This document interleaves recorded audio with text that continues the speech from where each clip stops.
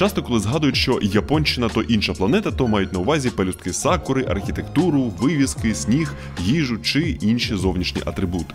Та вельми складно осягнути, наскільки іншими є там люди. Вони по-іншому живуть та мислять, по-іншому працюють. It's more difficult to express our opinion. Займаються іншим спортом, по-іншому вчаться і по-іншому знайомляться. Якщо ти заходиш в Тіндер, ти там загалом дивишся на їжу. І хтось може сказати, що це вже такий собі моветон на межі з шароварщиною розповідати про підтримку від інших країн. Але тут це справді реальний феномен. В цій країні так не буває. А от що в цій країні регулярно буває, так це, мабуть, найяскравіший марафон у світі. Коротше кажучи, це відео буде про Японію, нас і трішечки про біг.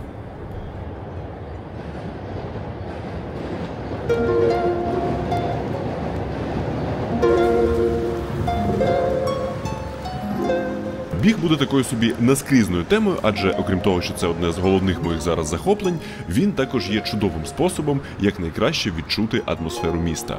І атмосфера ранкового Токіо якась поетично інтровертна, стримана і навіть у найясніший день трохи похмура.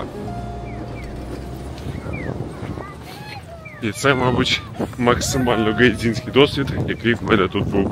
Просто навколо натовп людей у чорному, у масках, і я один на 2 голови вище, і бігаю, бляха, в кроксах. І давайте розберемось з цим словом, яким я описав цей свій досвід, бо воно неодноразово ще звучатиме у цьому відео. Гайдзін, або правильніша транскрипція гейджін, значить чужеземець у найбільш загальному сенсі. Є Японія і є країни, скажімо, гайджіни. Вони не сприймали, не розділяли так. Тобто на нас говорили американці, ви американці. Там, що Україна, що Америка. Абсолютно. Пані Наталя очолює спілку українців в Японії під назвою «Краяни». В них, як заведено, своя громада, свої події та мітинги і віднедавна навіть власне кафе у Токіо, в якому вони знайомлять місцевих із українською культурою, в тому числі, зокрема, через шлунок. І, спойлер, їм це таки до вподоби. Якщо вам раптом було цікаво, як японською буде борщ, то ось. Тож пані Наталя переїхала з чоловіком до Японії ще на початку 90-х, і тоді ставлення до гайджинів дещо відрізнялося. Японія, оскільки вона була дуже закритою країною, і сприйняття іноземців було, вони в штики, тобто не сприймали, були дуже закриті. Навіть 90-ті? Так. Були дуже багато ситуацій, таких неприємних ситуацій було. І як не сприймали дітей, не сприймали, тому що вони білі були. Дуже лякалися, коли бачили, наприклад, якщо говориш японською мовою, вони по телефону, тому що українська мова, вона дуже близька до японської мови. А потім, коли приходить додому, там домовляєшся, які побутові там телефон там чи замінити, чи проводки там, чи щось побутове там змінити. Відкриваєш двері, він бачить, що це іноземка, і в нього бідного пропадає мова. Зараз же з інтернетами та глобалізацією Японія стала помітно більш космополітичною, і все більше і більше гайджинів звідусюди отримують можливість сюди переїхати. Хтось через свою любов до аніме, хтось, як ви можливо пам'ятаєте, через любов до японського снігу, хтось через місцеву автокультуру. Коротше, причини тут різні. Ось ми зустрічали, наприклад, багато американців, які кажуть безпеку, тому що в Америці з цим великі проблеми. Багато хто називав причини скулшутінги, які шукали для себе безпечну країну з гарною екологією, гарною природою, і щоб тут можна було купити житло. На жаль, в усьому світі зараз криза. Наприклад, в Австралії багато хто переїжджає, тому що середня вартість будинку є від $1 мільйона. Ну так, а тут з цим окей. Так. А тут можна взяти іпотеку під 0,4%. Настя та Артем мешкають у величенькій, за японськими мірками, квартирі не у найгіршому районі міста Осака, другого за населенням у Японії. І обходиться вона їм у $700 на місяць, що у системі координат країн першого світу дуже і дуже адекватна ціна. Вони переїхали сюди по роботі декілька років тому і вже комфортно асимілювались на Японщині, і це проявляється навіть у якихось дрібних соціальних аспектах. Ось, наприклад, сьогодні я, коли тебе зустрів, я звернув увагу увагу, що мені було дуже незручно жати тобі руку. Тому що я не жав нікому руку вже дуже довгий час. Тому що тут цього не прийнято. Я такий, ну окей. Та, як би не адаптувались, гайджини все одно не почувають себе і, мабуть, не зможуть на 100% почувати себе повноцінними членами японського суспільства. Чому вони вважають іноземців трошки як великими такими дітьми, трошки дурненькими? Тому що у них є якась певна соціалізація, якісь певні правила, які засвоюються, як поводитися, що робити, з раннього дитинства засвоюються. Про те, що ти ось живеш в цьому суспільстві, ти маєш робити так, то так. Ніхто тобі не скаже, що треба так робити. Вони просто існують в повітрі. Це погляд на життя. Він типу... З молоком матері ходить. І якщо ось ти не пройшов цю, як би мовити, social fitting, ми називали це так, то просто в тебе буде трошки інше відношення. Але ми цим користуємось. Ну, є таке поняття, називається гайджін карт. Ми це так називаємо гайджін карт. Картка гайджіна, тож картка іноземця. Це коли ти можеш собі дозволити зробити щось, що не дозволено японцям, щось дурненьке. Ти можеш, не знаю, почати розмовляти в метро, щось таке. Ну, маленькі речі, Ті пробачать тобі, закриють очі, скажуть, це іноземець, йому можна. Тож навіть в сучасності усі гайджини, американці, українці чи австралійці для них чужаки в усіх сенсах. І це робить той факт, що Японія справді так сильно зацікавилася та допомагає Україні ще більш феноменальним. Та про це, як я і анонсував, будемо говорити трохи пізніше. А зараз хотів розповісти вам про те, як ви можете допомогти Україні, а точніше нашим військовим, просто заправляючи своє авто. Ви, можливо, вже чули про «Око за око» – проєкт АЗС, відповідно, «Око» та фонду «Повернись живим». Кожного разу, заправляючи пульс помсти на «Око», ви автоматично донейтите на пульстрони для десантно-штурмових військ. За цим блокбастерним терміном стоїть не якийсь фантастичний японський робот, а цілком реальний цілий комплекс дронів – міні-шарків, мавіків, матрісів, FPV і нічних бомберів з боєкомплектом. А ще транспорту, засобів зв'язку та управління. Комплекс дуже потужний і є надзвичайно важливим для бійців ДШВ. Загальна ж мета проєкту – 500 мільйонів гривень. Звучить дуже амбітно, але цілком здійснено, адже третину суми вже зібрано і перші 3 пульстрони вже передано на фронт. Ну а допомогти решті бригад ДШВ чим швидше отримати свої пульстрони може кожен з вас. Заправляйте пульс помсти на «Око», або, якщо, як я, не маєте що заправляти, то донейтіть у спеціальний окремий рахунок фонду «Повернись живим», посилання на який лежить у описі цього відео.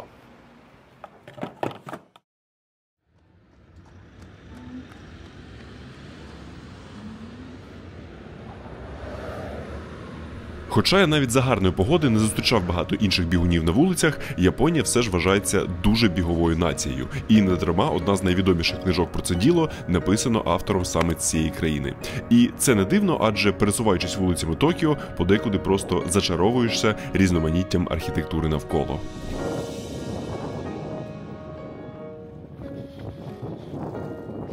Найприкольніша місцина для ранкових кросових пробіжок, що я для себе відмітив у центральному Токіо, це прогулянкова зона навколо імператорського палацу.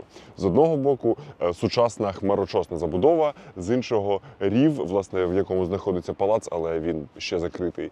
І навколо всього цього дуже просторий парк. Навколо імператорського палацу прокладений біговий маршрут, що займає рівно 5 кілометрів, що дуже зручно.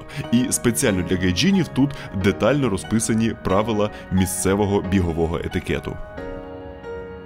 Близько до імператорського палацу бігти заборонено, це позначено знаками, і навіть стоїть спеціальна людинка, яка на мене тільки що насвистіла за те, що я намагався туди протруситися. Взагалі в Японії дуже люблять різні суворі та дивні правила поведінки на локаціях, і з деякими з них вони дадуть прикурити навіть довоєнному Харкову. Так от, як я розповідав у попередньому відео, у Токіо відносно небагато різних зелених зон, але і в тих, що є, діють суворі правила. Відчиняються вони лише з 9-ї, а то й пізніше, і бігати не можна було в жодній з них, що доволі незвично після наших міст. Тож зранку доводилося дихати не японською зеленню, а здебільшого японським асфальтом.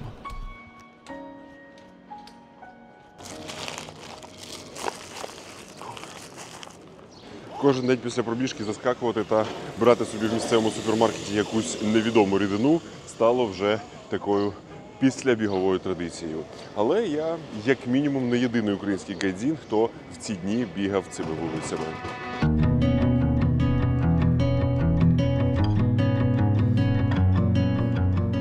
Діючого військового і спортсмена Рому Кашпура ви, можливо, пам'ятаєте з минулорічного відео про Лондон. Тоді він приїхав бігти свій перший марафон на протезі з метою поширення інформації про війну та залучення донейтів на протезування українських військових. А зараз приїхав до Токіо бігти вже свій 4-й марафон з цією метою.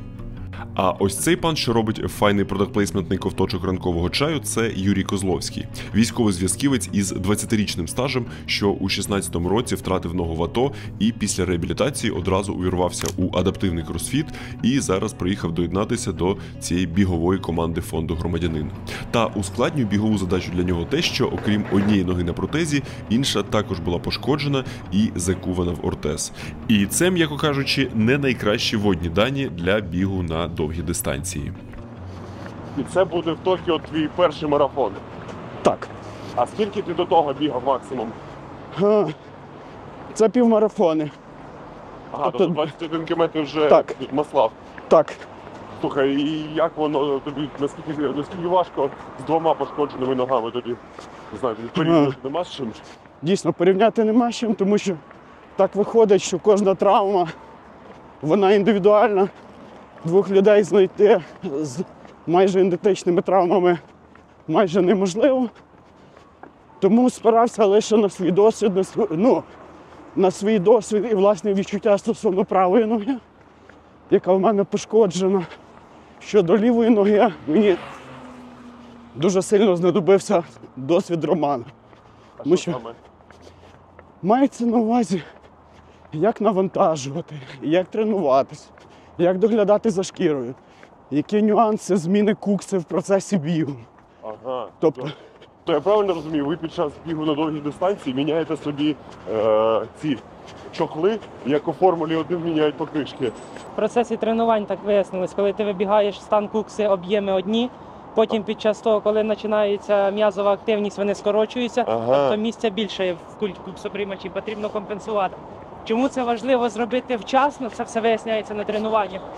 Бо коли ти це робиш вчасно, на дистанції немає болів, бо ти не просаджуєш, не провалюєшся в куксоприймачі. Зробиш вчасно, буде добре.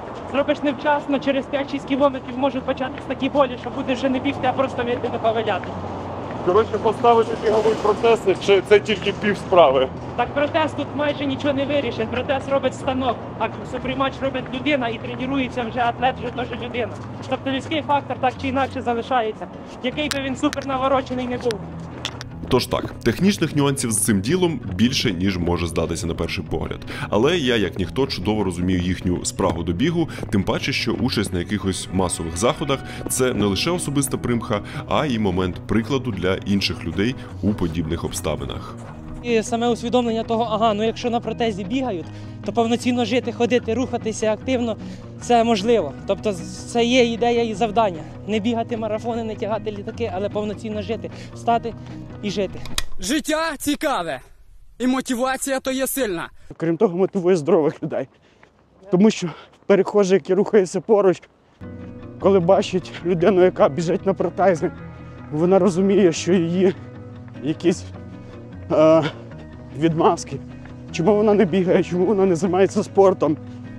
Ті проблеми, які вона сама собі вказує, що вони дуже надумані і дуже перебільшені. На цьому призакриємо нашу бігомотиваційну секцію і повернемось до теми «Як живеться на Японщині».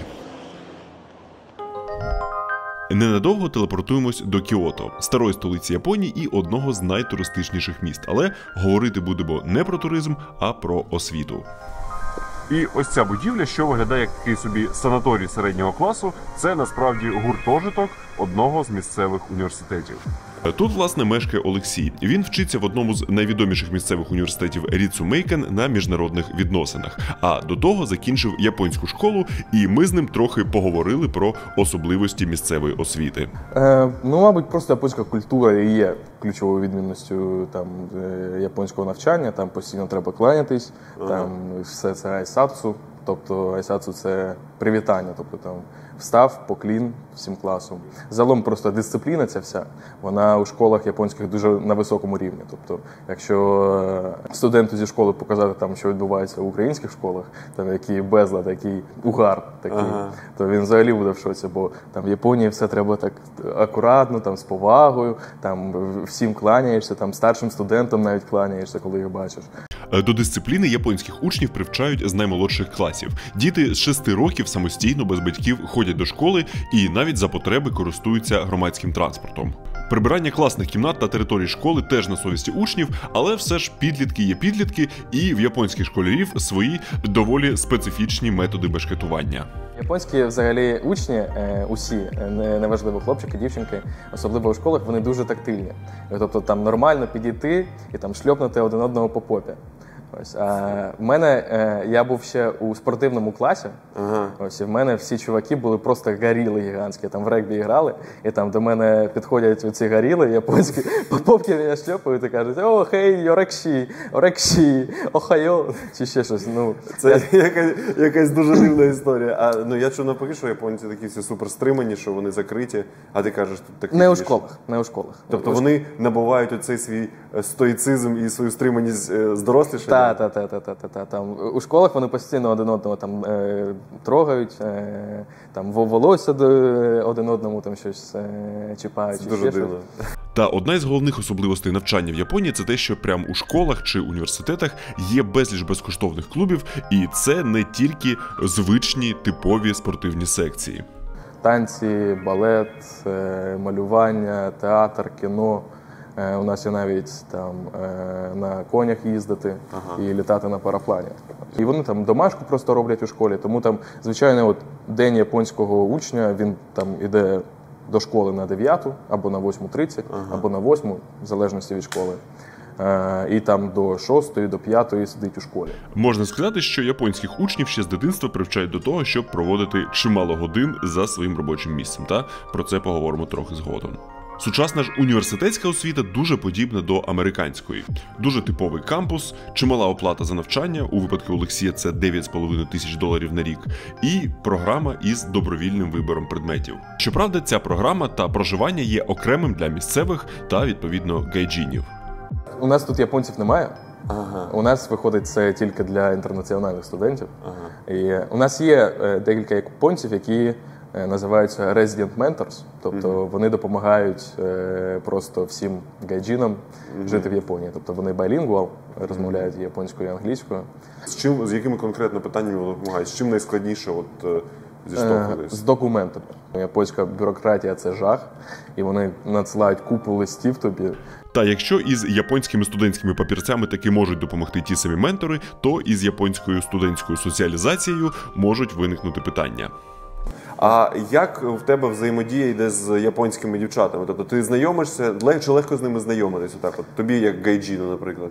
Я з ними не знайомлюся. Я знайомлюся з дівчатами, які розмовляють англійською. Ні, ну іноді вони самі підходять і щось там англійською намагаються з тобою побалакати. Ось. Особливо на кампусі, бо вони знають, що ти тут місцевий. Ну і я цікавий їм, відповідно, бо я білий. Так, не місцевий, так. Але загалом з дівчатами японськими дуже складно розмовляти. Ну, через мовний бар'єр, переважно. Ну і вони самі по собі такі досить прості, я б сказав. А що ти маєш на увазі під цим? Ну, нічого цікавого, я б сказав. Тобто у них хобі, я не знаю, їсти, дивитися аніме і вчитися. Як і у більшості японських студентів. Це все, чим вони займаються. Вони їдять, вони дуже люблять їсти, і там, якщо ти заходиш в Tinder, ти там загалом дивишся на їжу. Там всі викладають пару фоточок своїх і їда. Ось так просто. Взагалі, любов до їжі – це така загальнонаціональна японська ідея. І, покуштувавши трохи в цій країні, я не можу їх в цьому звинуватити. Та, як я анонсував, про їжу ми будемо говорити окремо. А поки що пару слів про умови життя студентів в Японії. Бо, як я казав, зовні їхня будівля нагадує непоганий такий санаторій. Є тут свій онсен, або традиційна японська гаряча громадська ванна, доволі доглянута кухня, пральня, а також набір ігрових скарбів у загальній кімнаті. Ну а кімнати студентів цілком можуть зійти за якийсь пристойний готельний номер.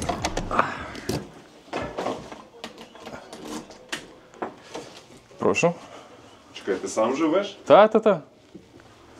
Це типу як? Тобто тут не селять по двоє, по троє? Ні. Взагалом в Японії всі студенти живуть по одному. Вау. Що дивно, що не дуже звично, це в мене є свій туалет. Це вже преміум клас. Така от общага преміум класу обходиться у $300 на місяць, і за площиною вона не іронічно лише трохи менше за типову площу японської студії десь у Токіо. Та пошук житла у нестудентських обставинах тут справа доволі нетривіальна, бо, по-перше, не всі все ще хочуть приймати гайджінів. А по-друге, навіть якщо вдасться щось знайти, то тут існує така традиція, як кеймані. Кеймані – це чисто японська фішка, це буквально можна перекласти як «дякую за те, що ви пускаєте нас пожити на своїй проперті».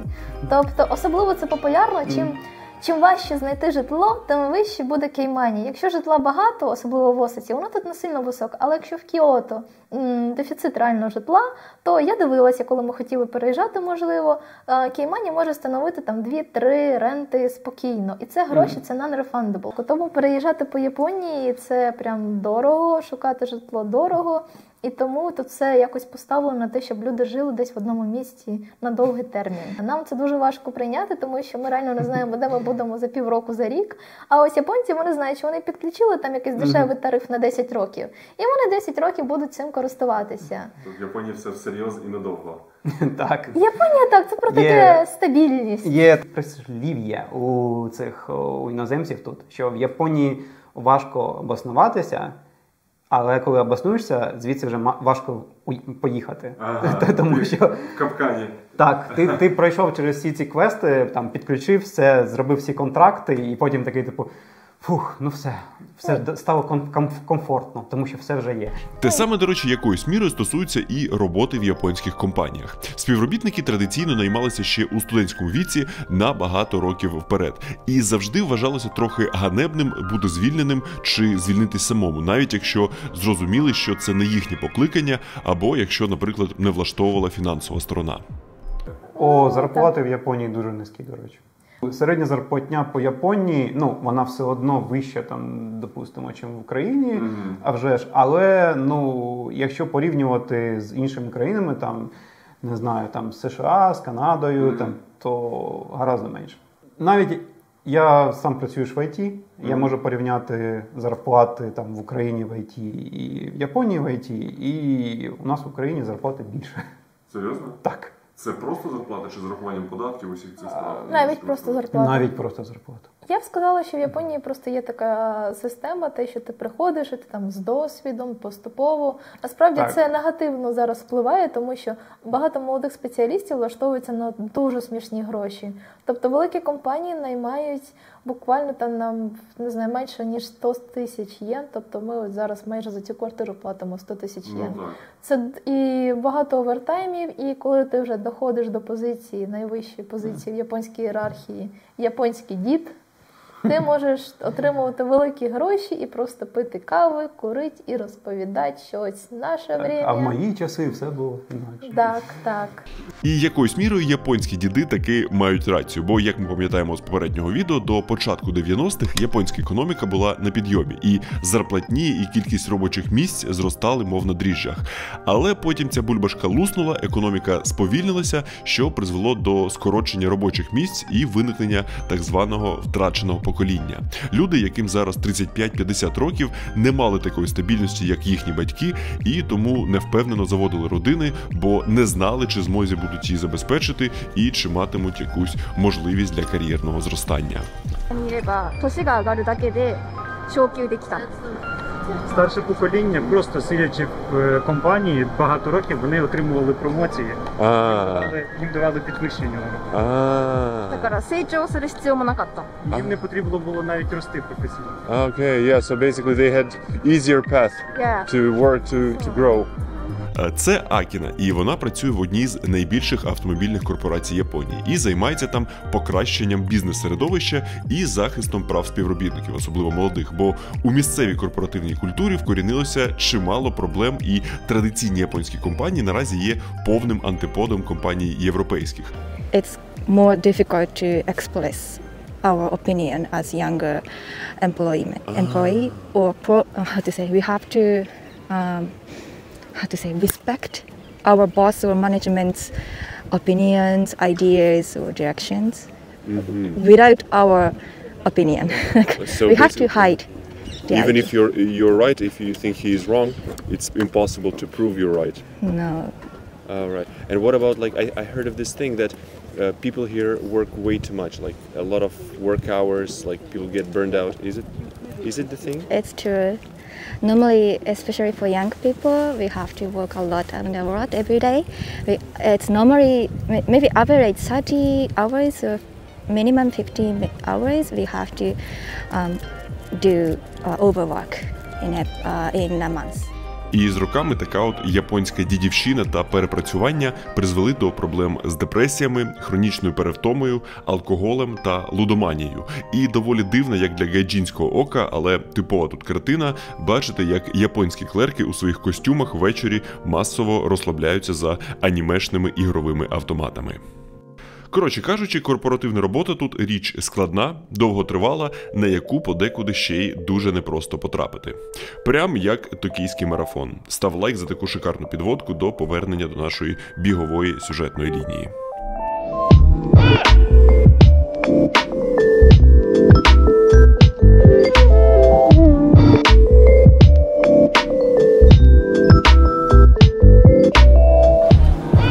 Гучномовцем лунає чисто японське оголошення, мовляв, у випадку землетрусу подію буде скасовано. Звучить дуже підбадьорююче для усіх цих бігунів, хто приїхав на марафон своєї мрії. Токійський марафон – наймолодший з 6 мейджорів, головних марафонів світу. І, відповідно, один з найбажаніших. Бо, окрім того, що протруситися перекритими вулицями Токіо – це, в принципі, непересічна історія, сюди досі потроху доїжджають ті, хто до 2007 року пробіг усі, відповідно, інші марафони. І атмосфера перед стартом дуже яскрава, привітна і невимушена. І так одразу і не скажеш, що усі ці людоньки збираються пітніти у натовпі 42 кілометри поспіль. Тож Роман та Юрій теж прибули на цей біговий карнавал, перевзулися у фізкультурну змінку, зазнімкувалися з українською командою підтримки та японськими телевізійниками, які щиро зацікавилися їхньою історією, і прийнялися розминати усі наявні кінцівки перед стартом.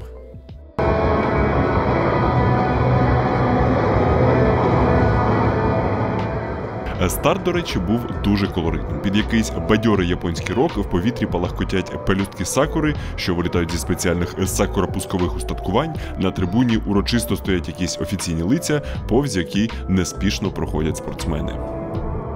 І от зараз усі 38 з гаком тисяч людей будуть проходити через оці стартові грати. І ця черга на вхід тягнеться аж з сусідньої вулиці. Коротше, це займе певний час.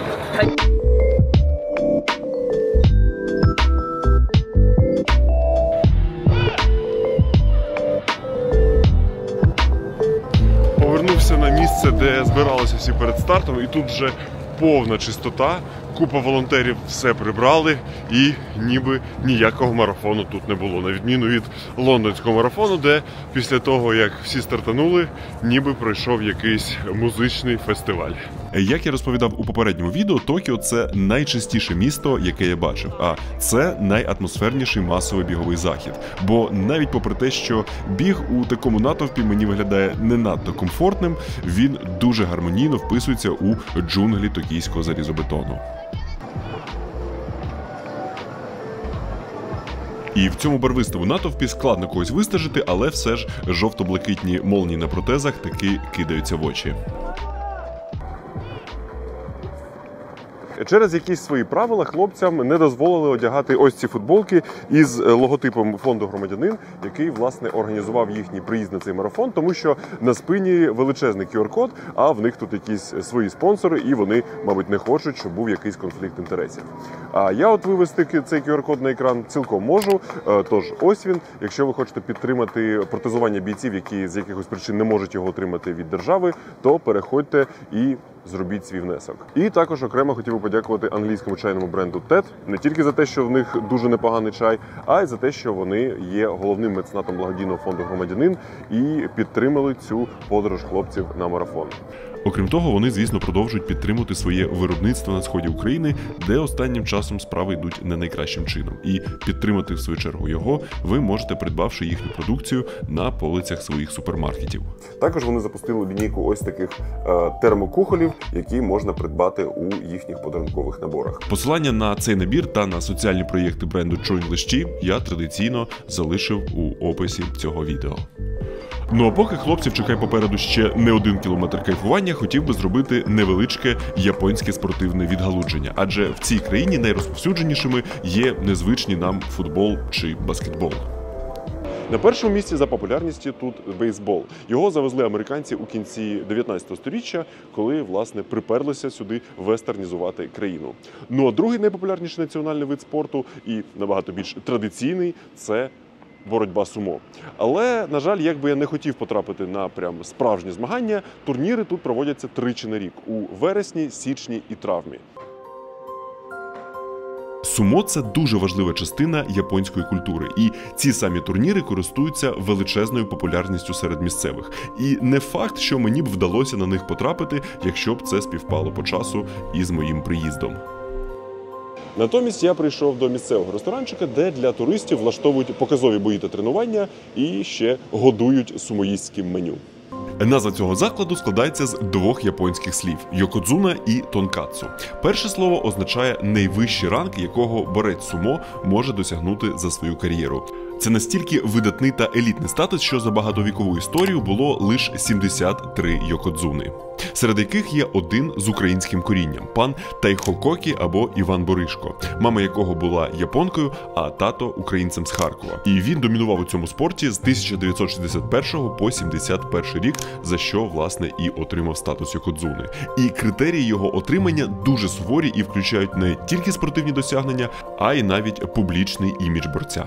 Ну а друге ж слово в назві тонкацу – це одна з традиційних японських страв, на які спеціалізуються у цих стінах. Це дуже смачна та соковита свинина у дуже товстому шарі кляру. Не те, щоб це було щось особливе, це просто поживна, жирна їжа у такій великій кількості. Та все ж більшість своїх калорій, а їх в середньому сумоїст споживає аж 8 тисяч на день, вони отримують зі старого доброго рису та спеціального супу з овочами і куркою, який самі ж борці готують на своїх тренувальних базах і, відповідно, в цьому закладі. І поки я куштував цей простий, але дуже поживний сумоїстський раціон, на великому проєкторі в закладі замість місцевих кліпів без звуку показували записи тих самих турнірів. Мушу визнати, глянути ось так такий матчик з друзями десь у барі мало б бути непоганою забавкою. Та, мабуть, найцікавіше було б глянути на це безпосередньо наживо.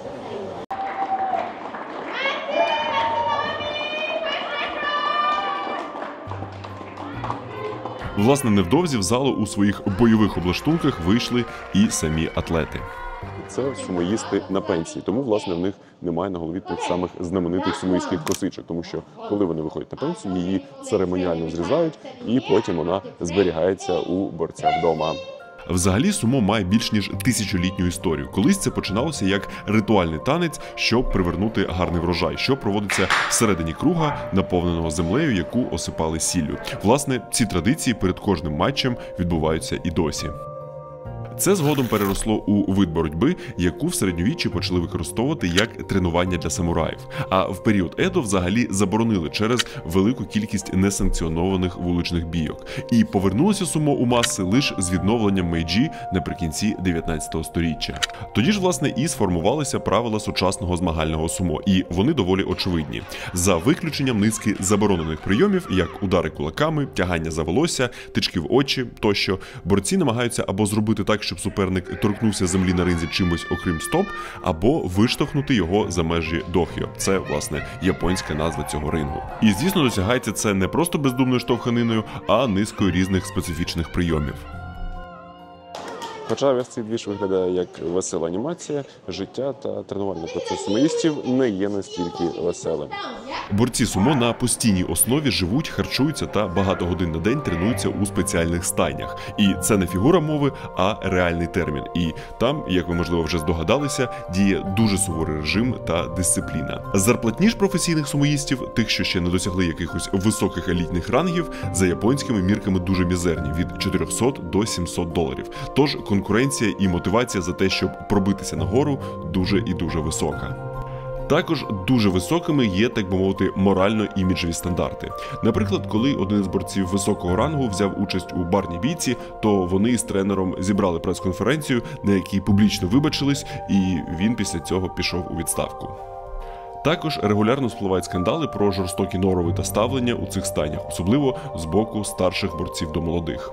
На що в цілому відповідають, що так, це жорстокий спорт, а цей аб'юз нібито допомагає загартувати характер атлетів. І термін «атлети» я тут використовую зовсім не іронічно, адже на день в них години виснажливих специфічних вправ та розтяжок, і бійці – це справжні глиби м'язів. І я в цьому особисто переконався, адже там була туристична атракція у крінжовому костюмі спробувати зрушити їх з місця. Відчуття, ніби тобі 5 років і тобі треба вкласти п'яного діда спати. Ну а пухкий зовнішній вигляд зумовлений тим, що, по-перше, в тому, щоб мати рельєфне тіло, в них немає особливої функціональної потреби.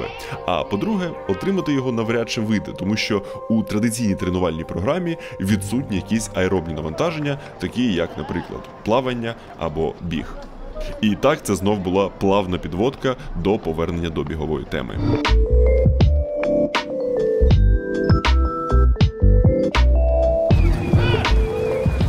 Цей марафон мені дуже сильно нагадує якийсь комік-кон, бо такої концентрації одягнених у всілякі костюми бігунів я не бачив ніде. В принципі, чого ще можна було очікувати від марафону саме у Токіо.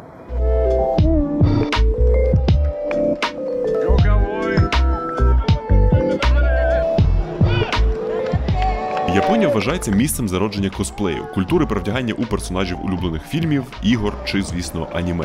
Та попри розповсюджений стереотип, просто серед біла дня тут так не розгулюють. Це відбувається лише на спеціальних тематичних заходах або марафонах. І найбільше мене потішило, що переважно це були люди вище середнього, а то й зовсім похилого віку. І може це якийсь формат ескапізму від похмурої буденної токійської рутини, та хочеться вірити, що це в першу чергу бажання самовираження через яскраві кольори.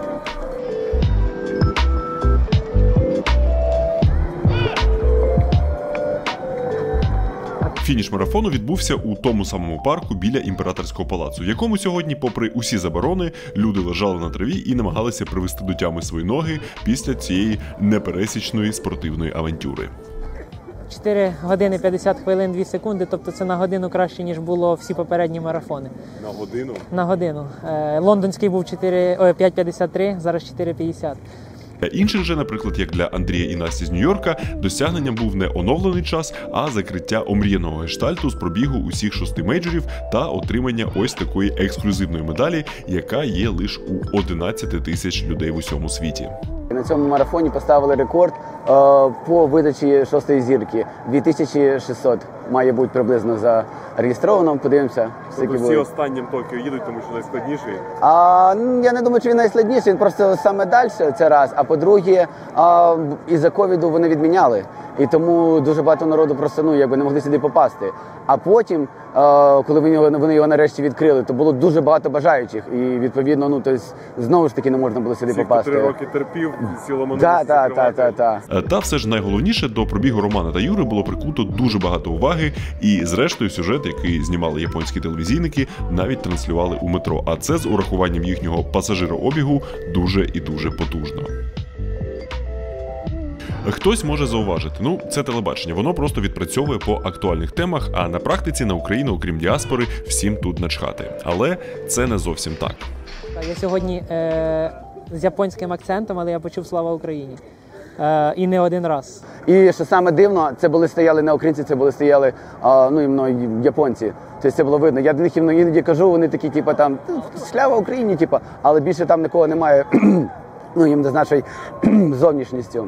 І тут ми, власне, підходимо до, мабуть, головного питання цього відео. Ні, не чому я бігав у кроксах, а чому настільки далекі нам географічно, етнічно і ментально люди взагалі зацікавилися Україною. І це проявляється не тільки у словах чи прапорах на марафоні, а і у особистих історіях. Візьмемо, наприклад, той самий заклад української спільноти «Краяни». Значить, власниця цього невеличкого приміщення, дізнавшись, що тут живе чимало українців, запропонувала віддати його в оренду із дуже вигідними умовами, з усією технікою, з усім необхідним для того, щоб, власне, відкрити тут український ресторан. І він тут, власне, існує, працює, годує японців борщем і, найголовніше, дає роботу українським переселенцям. Говорячи про заклади громадського харчування, можливо, ви чули про Фумі-кафе, яке відкрив у Харкові, а конкретніше на Салтівці, пан Фумінорі Цучіко, який, почувши про вторгнення, приїхав до Харкова навесні 22-го року і волонтерив і жив разом із салтівчанами у метро, про що розповідали чи не всі телеканали. А після контрнаступу вирішив залишитись і відкрив цей заклад, де безкоштовно видають обіди всім, хто того потребує, і на це він збирав кошти у своїх соцмережах. На жаль, наживо з ним познайомитись не вдалося, адже коли робив це відео, він відправився до Японії. На постійно чи з поверненням – це питання відкрите. Є взагалі чимало історій про японців, що приїжджали волонтерити або вступали до лав військових підрозділів. Наприклад, пан на ім'я Юя, який числився у грузинському легіоні. Він, почувши про вторгнення у 22-му році, здійснив свою першу взагалі в житті подорож за кордон і одразу до України. Він навіть не знав, де Україна знаходиться на початку. Що, перший раз він зустрівся зі мною, тут, в Японії, мається на увазі, і він вирішив, що їде. Я тут живу в Японії, в мене якраз мама з племінниками приїхали як біженці. І нас показували тут по телевізору, і він мене знайшов і прийшов до мене. Ми поспілкувалися, і він знав, бачив підтримку, що він може бути на Україні, може завжди мені перезвонити, я можу йому перекласти. І він спочатку приїхав Польщі, як мені добратися до України. І отак от він своїм шляхом перекладачем, зі всім ні українською, ні англійською, ні слова, не знаючи, і так прибув на Україну. Це взагалі, Україна егому, на ньому локальна, тільки японська і все. А от, чому, можливо якось пояснити, чому так вболіває за Україну і готовий прямо аж життям ризикувати заради цього, тому що в нас не всі вдома готові на це, а тут людина з іншого краю світу. Чому? Він не знає, бо з одної сторони Україна, а з другої сторони Японія. Не дай Боже, станеться і з цієї сторони, каже. Каже, якщо так подумати, то і треба і там допомогти, і тут треба буде захистити. Знаєте, бо не знати, яка ситуація може бути в Японії через пару років. Таке.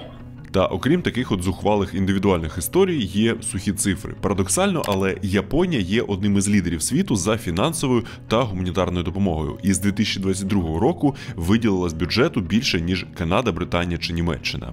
І щоб розібратись з тим, що їх глобально до цього мотивує, я завітав до, мабуть, найкомпетентнішої інституції, яка може на цьому знатися – Посольства України в Японії. Значить, насамперед мушу сказати, що це, мабуть, найнезвичайніша офіційна приймальна кімната, у якій мені доводилося бувати. Японці дуже сентиментально ставляться до різного роду фізичних артефактів, і ця приймальна кімната заставлена подарунками, що надходили від абсолютно різних людей.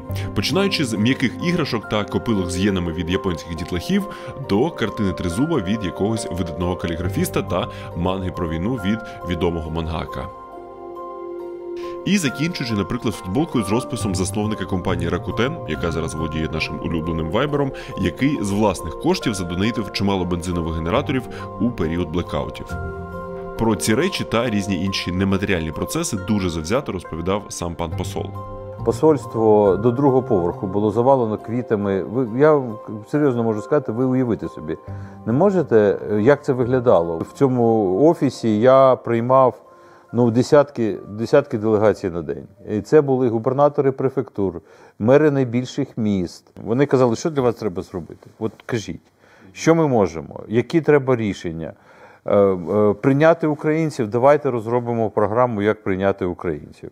Вперше в історії Японії почали відбуватися речі, які дійсно, вперше в історії Японії за 1700 років іноземний лідер виступив в парламенті цієї країни. Це був президент Зеленський. в Японії неймовірно жорсткі закони імміграційні. Неймовірно, це вам не Європа.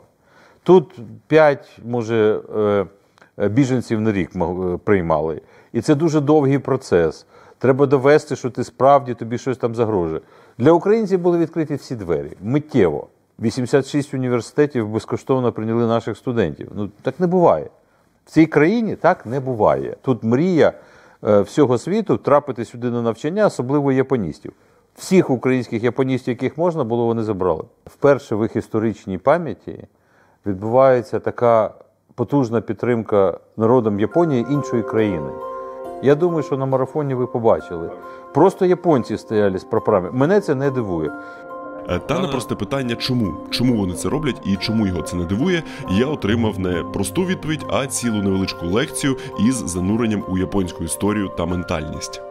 Є певні, я б так сказав, не те щоб історичні паралелі, але дивіться, становлення Японії як держави, я б так сказав, не формування японської нації, бо воно почалося в 600, вони вважають це 7 століття до нашої ери. Але в 7 столітті нашої ери, вже початок от 600 якийсь рік, в Японії з'явилися основи державності сучасної системи. Якщо подумати, що відбувалося в той приблизно період у нас, 7-9 століття, то приблизно те саме. Заснований Київ, в якому почали з'являтися князі, які почали формувати, так мовити, майбутню Київську Русь. Тільки ми переймали іншу культуру, грецьку, візантійську, яка закінчилася тим, що Ольга поїхала, похрестилася і так далі, і так далі. Тут це була китайська культура, але так як само ми не копіювали, але трансформували, так само вони це робили. Плюс була певна, сформувалася внаслідок різних факторів, приблизно також в середні віки сформувалася ця культура воїнів. У них це самурай, у нас козак. Ви не повірите, але навіть тут є такі люди, які це вивчають, і вони проводять ці паралелі. Багато речей приблизно в один і той же час вони існували у них і у нас. Різниця полягає в тому, що, на жаль, як ви це знаєте, в 13 столітті монголи і татари знищили Київську Русь. А от що сталося тут, це дуже цікаво. Вони не змогли захопити Японію. Була спроба, вони ж захопили Китай і хотіли захопити Японію. Але двічі є ця історія про те, як флот Кублай-хана плив через протоки, і двічі був вітер, буря, який знищив цей флот. Ми не знаємо, це легенда чи це правда, але камікадзе це перекладається як священний вітер. Тобто Японія – країна, яка ніколи ніким не захоплювалась. За 2700 років історії. Автохонний розвиток. У нас абсолютно інша історія. Ми навпаки, ми дуже змішані, з ким тільки можливо. Але оця культура воїнів і певне таке відчуття спраги до свободи. Це також тут існує от в тому саме плані, що вони ніколи ні під ким не були. Та, як ми пам'ятаємо, ситуація дуже сильно змінилася після Другої світової війни, коли Японія по факту опинилася під окупацією США. І вони пройшли через певний такий катарсис і стали чи не найбільш такою мирною нацією в світі, не тільки за Конституцією, а за ментальністю. Ви ніколи не побачите не те, щоб батьки кричали чи били дітей. Ви не побачите, щоб сигналили машини пропусті. Взагалі в суспільстві існує розуміння, що поважливе ставлення один до одного і мир, спокій – це дуже добре, це велика цінність. І тому, коли цей мир був порушений таким брутальним способом, а вони ще пам'ятають, як вони постраждали від росіян, фактично, після Другої світової, коли війна перекинулася в Азію. По відношенню до американців ставлення інше, тому що японці атакували американців. Перл-Харбор була, росіяни тут взагалі ні при чому. Вони з'явилися не звідки. І сталася можливістю забрати територію. Саме так. Коли вони проголосили війну, і коли вже Японія була просто знекровлена, і просто вони витіснили їх з Китаю, захопили частину Сахаліну і 4 острови, які сьогодні залишаються окупованими. І все це разом, воно має таку історичну, глибоку якусь пам'ять. І коли це все почалося, я кажу, от реакція була миттєва.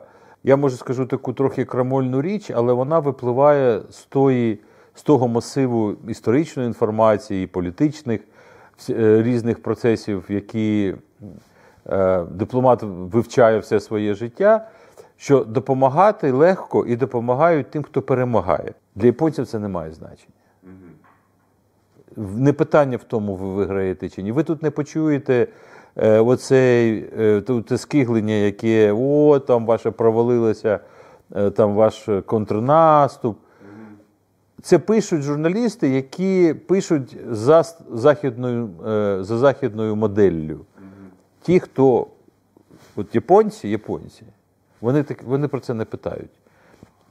Провалилося, це шлях. Є шлях. Так, люди падають, але важливо, чи вони встають. І якщо вони падають, то вони мають падати з достоинством, з dignity. Тобто це має бути, коли ви демонструєте силу до спротиву, їм це зрозуміло. От просто ви мужні люди, ви викликаєте повагу, і ми схиляємо свою голову перед тим, як ваші воїни, як ваші жінки, як ваші сім'ї все це переживають. І знаєте, це проявляється навіть багато наших родин українців, які живуть в Токіо, там Йокогама, окей, це міста, тут інфраструктура, а є багато хто живе в сільській місцевості. Японці їм просто присилають овочі, фермери. Просто беруть і присилають вам додому, як посольство, присилають коробку буряків. Вони знають, що буряки купити неможливо. Вони знають, що борщ – українське блюдо. Вони знають, що їх неможливо купити, це дефіцит страшний. От просто знайшлися фермери, які вирощують ці буряки, присилають коробку і пишуть «Ганбатте кудасай». Тобто тримайтесь, ми з вами. Як ви це можете пояснити? Ви ж його не примусите це зробити. Це просто його внутрішня потреба доторкнутися до чогось, що є важливим. Тож так, виходить, в нас є справжній друг на іншому боці планети, про якого більшість з нас навіть не здогадувались. Друг зі своїми особливостями та недоліками, але в якого точно є чому повчитись і за що бути вдячним. І я сподіваюся, що за ці відео вдалося передати, що контраст між нами полягає не тільки у декораціях неонових вогнів Токіо, а у життєустрої, фундаментальних поглядах на світ і, так, подекуди доволі дивних правилах.